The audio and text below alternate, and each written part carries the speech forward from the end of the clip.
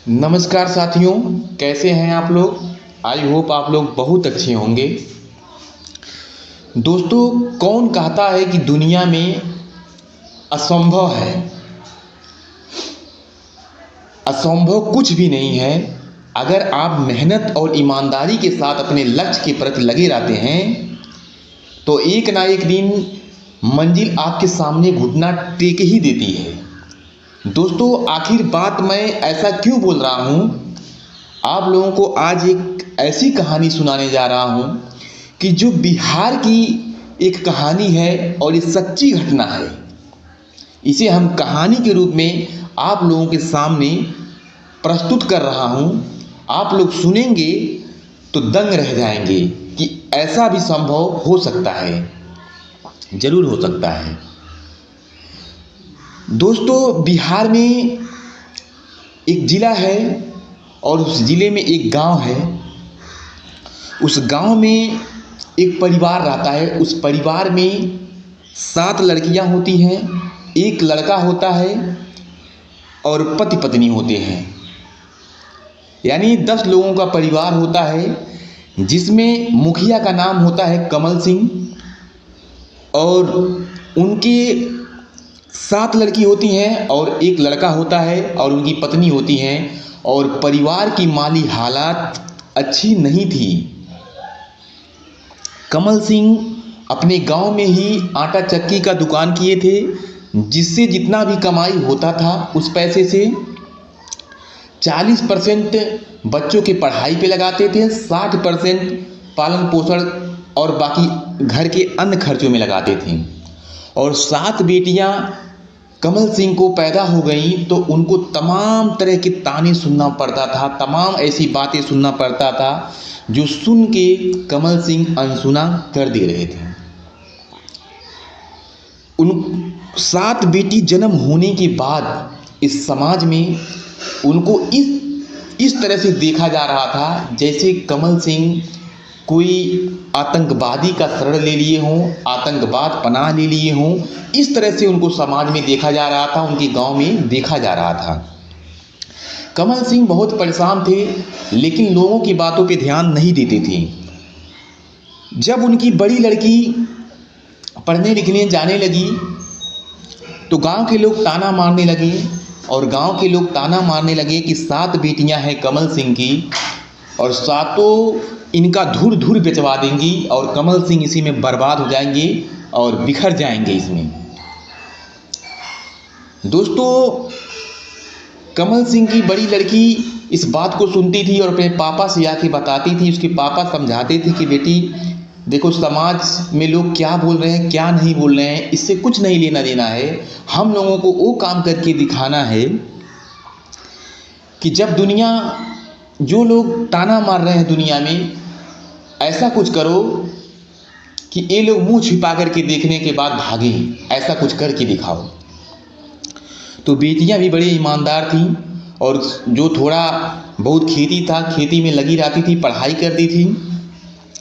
जब बड़ी लड़की इनकी पढ़ाई कर रही होती है, उसके बाद कमल सिंह अपनी बेटी का फॉर्म डलवाते हैं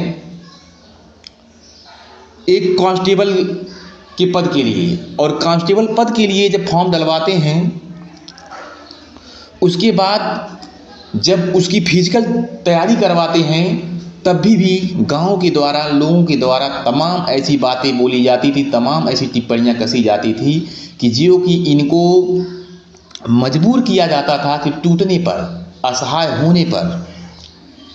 तो खैर, कमल सिंह इन सब बातों को छोड़ गए और उनकी बिटिया भी इस बात को दरकिनार रखी और अपने पढ़ाई के प्रति लगी रही और अपनी तैयारी के प्रति लगी रही।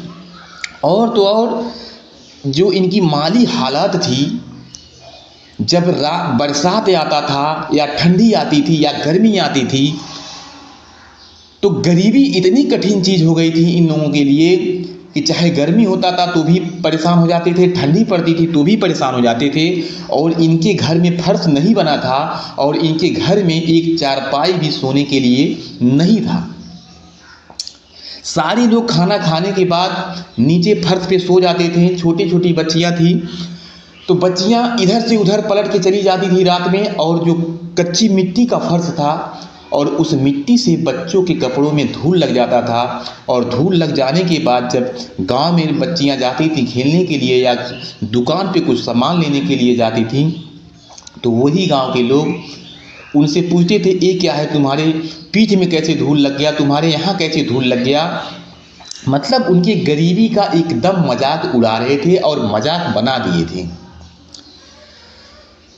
उसके बाद इन सब चीज़ों को झेलते हुए जितना भी गरीबी थी सबके लिए संघर्ष करते गए कमल सिंह, और उनकी बेटियां भी उनकी साथ देती गईं। आखिरकार वो दिन आ गया कि जिस दिन बड़ी लड़की का चयन हो जाता है पुलिस अफसर के पद पे, और जब वो ट्रेनिंग से घर पे लौटती है और अपने पिताजी से गले लगाती है, तो गांव के लोगों का आंख फटे का फटा रह जाता है। आखिर तमाचा पड़ ही गया उन लोगों के गाल पे, जो लोग हंसी उड़ाते थे 7 बेटियों का जन्म होने पे। फिर उसके बाद कारवां यही नहीं रुकता है, फिर उस लड़की से छोटी जो बिटिया होती है वह भी तैयारी में लग जाती है, उसका भी रिटर्न एग्जाम पास हो जाता है और फिजिकल की तैयारी में लग जाती है।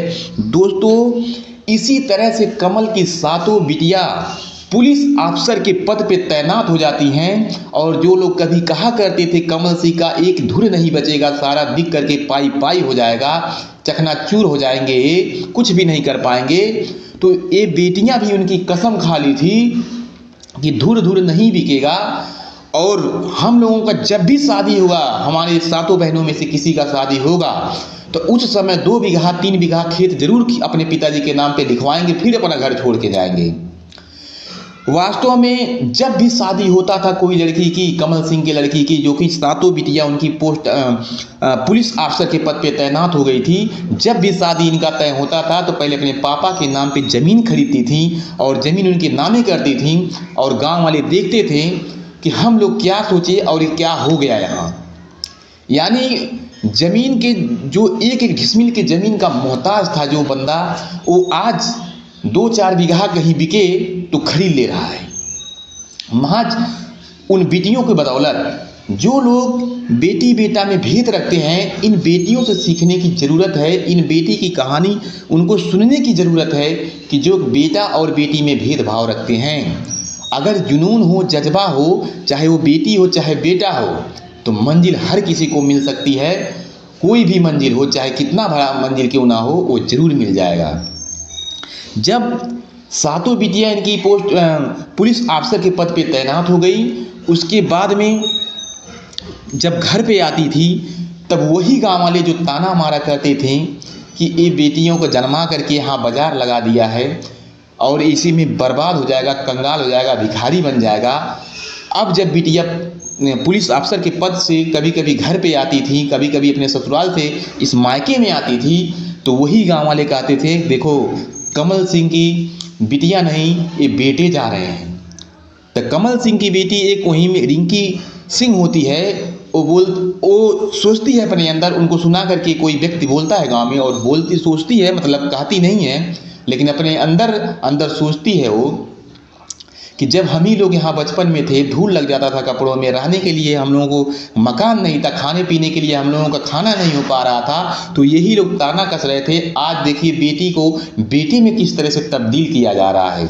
तो दोस्तों, मेरा कहानी सुनाने का एक उद्देश्य है कि जो भी लोग समाज में बेटी बेटा में भेदभाव रखते हैं और गरीबी को इतना हीन भाव से देखते हैं और गरीब दुखिया को इस तरह से तिरस्कार करते हैं समाज में, तो उनसे मैं एक बात कहना चाहूँगा कि आप कभी किसी की गरीबी का मजाक मत बनाइए, क्योंकि किसी का गरीबी देख करके जज नहीं किया जा सकता है कि वो भविष्य में क्या कर सकता है, क्या नहीं कर सकता है। बस जुनून हर किसी के अंदर है, लेकिन वह जुनून कोई उपयोग कर देता है और कोई उसी को दुरुपयोग कर देता है और कोई कुछ नहीं कर पाता है।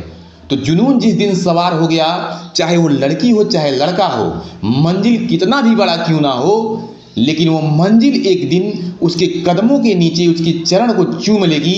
ये दावा है और 100% निश्चित है। अगर आप ईमानदारी से अगर लग गए अपने मंजिल के प्रति, तो कोई नहीं रोक सकता है। जिस दिन आप मान लिए कि मुझे मंजिल से कोई नहीं रोक सकता और मुझे कोई हरा नहीं सकता, तो वाकई में कोई आपको नहीं हरा सकता है जब तक आप खुद से हार नहीं मान जाते। तो दोस्तों, मेरा इस घटना को सुनाने का मात्र एक उद्देश्य है, अगर आपके आजू बाजू में कोई गरीब परिवार पालन पोषण कर रहा है या कोई परिवार गरीबी से जूझ रहा है, तो उसका हंसी और मजाक मत बनाइए, नहीं तो ऐसे दिन उसके भी आ सकते हैं जिस तरह से कमल सिंह की बिटिया इतिहास में तब्दील कर दी अपनी गरीबी को, और गरीबी को हरा के रख दी। इस तरह से कोई भी कर सकता है। इसलिए मैं इस घटना को आपके सामने लेकर आया हूं कि समाज में बहुत सारे ऐसे लोग हैं, बहुत सारे ऐसे गरीब परिवार हैं कि जो इन तानों से जूझ रहे हैं, तो उन्हें मजबूर ना किया जाए। फिर मिलेंगे, जल्द मिलेंगे। आप लोग सतर्क रहिए, जहां भी रहिए वहां आप लोग अपना हिफाजत जरूर करिए। जय हिंद, जय भारत।